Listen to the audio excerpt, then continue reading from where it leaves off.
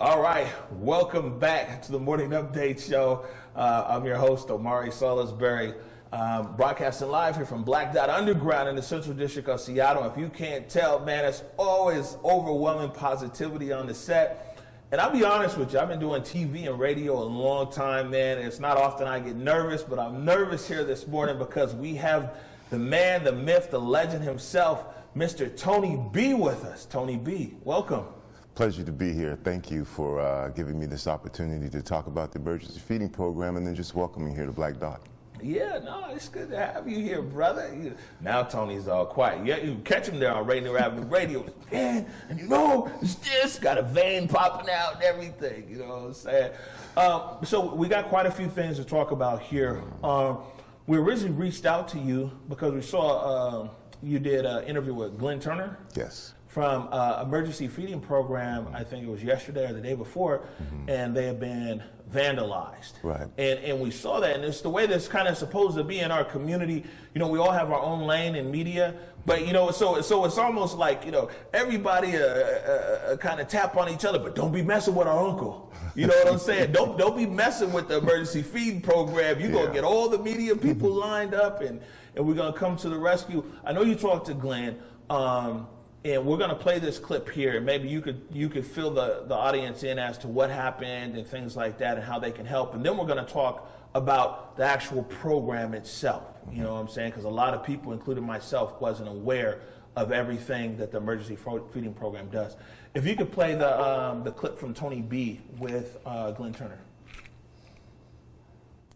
Experienced a theft in the back of our complex freezer trailer, so that we could store our meats and dairy products. And someone came in and stole all of the fuel. You know, we have 200 to 300 cars that come through here Monday through Wednesday, and we're providing food to those families affected by the COVID-19 virus. We're almost in a desperate state of trying to keep our doors open. We get plenty of food. The food is not the issue. It's about the operation. All right, Tony, so maybe you can fill us in a little bit more as to, you know, what Glenn was saying. I mean, clearly we talked about being burglarized out there, but also just in general how the program is moving along. The emergency feeding program, for one, it's critical because of who it provides food for and who it is the only black-owned distribution food network in the state of Washington. Now, when I say that, they respond to all communities, but they do have some specific foods that they serve to the black community. They also serve service provider organizations. I can tell you a number of organizations that get their food the same way that you would get food from Northwest Harvest or Food Lifeline. For a lot of folks, the emergency feeding program is that source. Now, the thing is that they also are aware of, you know, the fact that a lot of times what you eat is also critically important to just eating. And so they provide foods that are comfort foods, and they provide high quality foods as well, which are essential. Some of the folks who use their services are Atlantic Street Center, and they've been doing this since 1977. They're very well known in the community. They don't turn anybody away, and they continue to do this on a shoestring budget. You know, an organization like this, they focus on doing the work and not so much on the PR. But in an instance like this, I think this is a perfect opportunity to let people know what a valuable resource everyone has in the emergency feeding program. Man, 1977. It's 1977. Whoa. Yeah. You know, something else that I didn't realize, and I got an email from Joy. What's up, Joy? Is that, man, this is a black nonprofit. It is. It is the only black food distribution network in the entire state of Washington. Wow. And again, they service entire communities, but I think that's relevant because they do place a special need on the needs of black Americans. And we do have what we call comfort foods. And we do have, as you know, disparities, health disparities that are directly related to food. And so when folks need something to eat, it's not just a matter of eating. You need to make sure you put the right fuel inside of your body. You need to make sure that you put things inside of you that are healthy, that things that are impacting the black community, like diabetes. You got to have the right stuff inside of you. Right. Man, it sounds like it's culturally relevant food distribution as well. You know what I'm saying? Where you're kind of hitting on these things. You talk about comfort food, food that's not gonna exacerbate existing health conditions, and things like that, huh? And then the sensitivity as well to being, you know, sometimes when folks are in these positions, anybody can end up in a situation where they need food. And you know that you're going to be around folks who have shared identity, where you don't have to be shamed. You can come in and, in fact, everybody needs help at some point in time. And you can just feel comfortable going in there seeing faces that look like your face, that understand some of the situations that you're going through. So it's just incredibly relevant what they do, not only from the perspective of providing food for the entire community, but like other communities, making sure that Black Americans have a place to go where they can get their needs met. Right. Fantastic. Well, Joy sent over a video that kind of outlines everything, because I thought it was important. You know, we could talk about the emergency feeding program, but I saw the video and I was like, wow, this is very informational. It's about a 3-minute clip. We don't play things that are that long here, but I think it's important for our audience to see what this Black-led nonprofit, the largest Black food distribution nonprofit in the state of Washington. The only one, what they're doing. If you could play that clip for us, Daryl.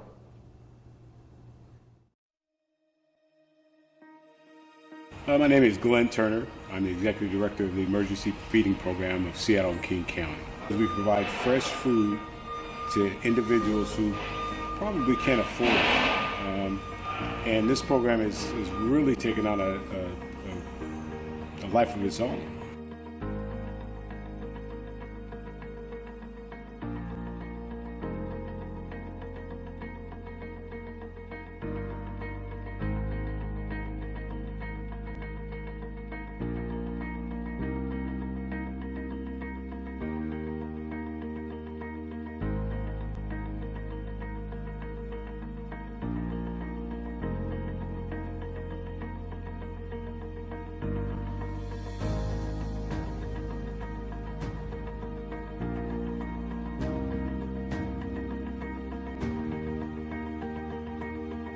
And, you know, we help to provide food, and it's daily fresh food.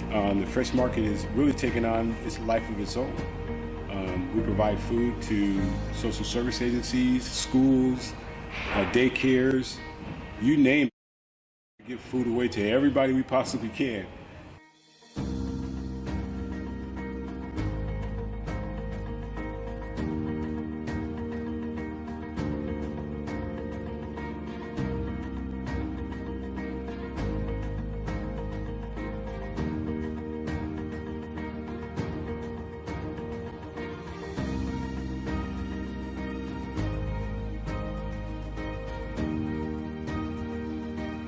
We like to help those in the community that are less served in the community. Currently, we're going through a coronavirus, and all the stores are almost empty.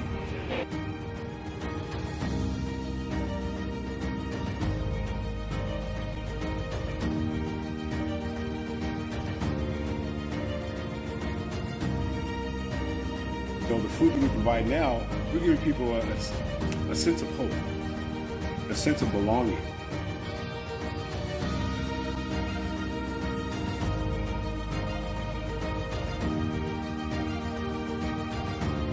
I see it in the faces of the people that come in here. I hear it in their conversation. I know that what we're doing is helping. And we'll continue to do this throughout as long as we get the food, we'll continue to give it away to the community.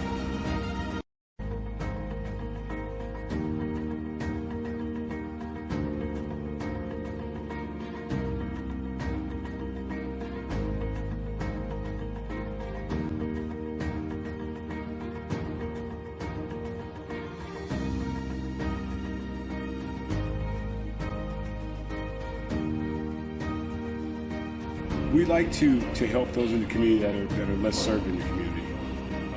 Currently, we're going through a coronavirus, and all the stores are almost empty.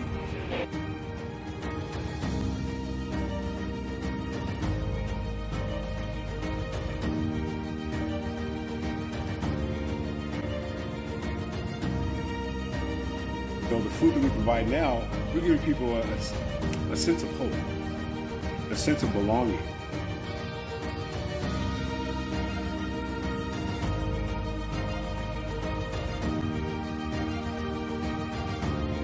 see it in the faces of the people that come in here.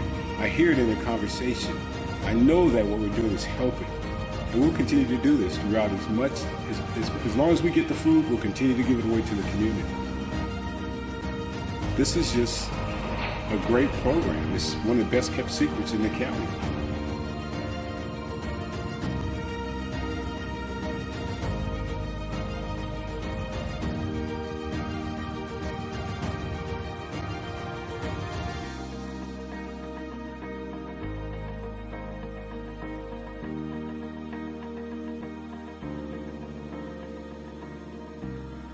But you see right there in the video, man, the good work that the emergency feeding program is doing.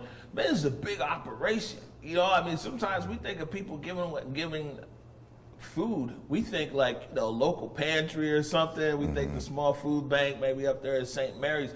This is a real deal distribution program they have going on, Tony. Yeah, providing food all over the state, literally.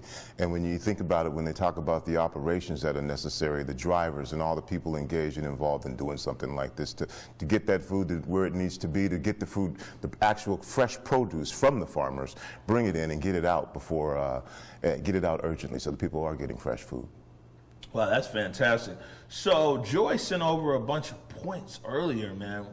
And, you know, it's kind of difficult, you know, when you're doing the balance to get it out the phone and in the camera here. But, I mean, some of the things that hit me is like, man, it's 64,000 pounds of food come through their warehouse, I think, per week here. And they've secured partnerships where they get a lot of their food also from grocery stores. But, you know, kind of high-end grocery stores as well. And so, you know, you got quality produce, and I mean, it's quality. And I think that's one thing that we want to distinguish about food programs. God bless everybody who's out there and who's able to provide food for the hungry. You know what I'm saying? Like, no matter what. But one thing that distinguishes this program is the actual quality of the food in the meals. Huh? Yeah, high quality foods. Again, like you said, everybody who's out there trying to do it, you know, should be commended for what they're doing. But the extra step that they take to make sure that what you are ingesting is good for you and valuable for you and nutritional for you is really what sets them apart as a program. Right. And so a few points here. It says that how they're responding to COVID. They have their drive-through food distribution, which is Monday through Wednesday from 3 to 4. So basically, they're like, you know, a wholesaler in a sense. They wholesale send the food out to the community, from daycares to social service programs. But they also have a food distribution, kind of a walk-up or drive-through that's there Monday through Wednesday from 3 to 4. They're reserving a mobile delivery program for seniors and disabled communities. So imagine that, a delivery program for our community elders, those that are shut in and those that are disabled. They're creating satellite drive-through food distribution sites where people can access food in their own neighborhoods. I know there's been some talks with Africa Town and the emergency feeding program about potentially having something here in the Central District where we can, you know what I'm saying, we can feed the community, because some people might actually be going out to their distribution place. They might be able to come right here into the Central District. Yeah, so we're working on that. And some of the ways that they're lowering a barrier to access is they're not requiring ID. I guess some programs do. No zip code requirements, which means that their food isn't just restricted to people in certain zip codes. And no income requirements either. I mean, when you talk about barriers being totally lowered to be able to get food out to the people who need it the most, these guys are doing an outstanding job. You know, and when I said earlier, they feed everybody. You know, when you come in and having those barriers removed, when you're hungry, whatever those things are that might be prohibitive are no longer important to you. You need to eat, and having a facility like that where that you can access and get the food that you need is critical to our community. Right, it is. We're going to wrap up this segment, and I want to encourage everybody, you know, to go to the website emergencyfeeding.org. Man, and just, you know, give. And if you can't give any money today, then man, you can give some encouragement. You could share their website. You could retweet something. You could share the video. I mean, you know, do something to help these guys out. This is an amazing story of the emergency feeding program. And one last thing I want to leave our viewers with before we go to break is Joy said that these guys are the social workers of food. You know what I'm saying? And really hearing the story and checking everything about it, they definitely are the social workers of food. That's emergencyfeeding.org. We're going to take a short break right now. When we come back, we're going to continue with Mr. Tony B and talk all about Rainier Avenue Radio. This is the Africatown Media Network.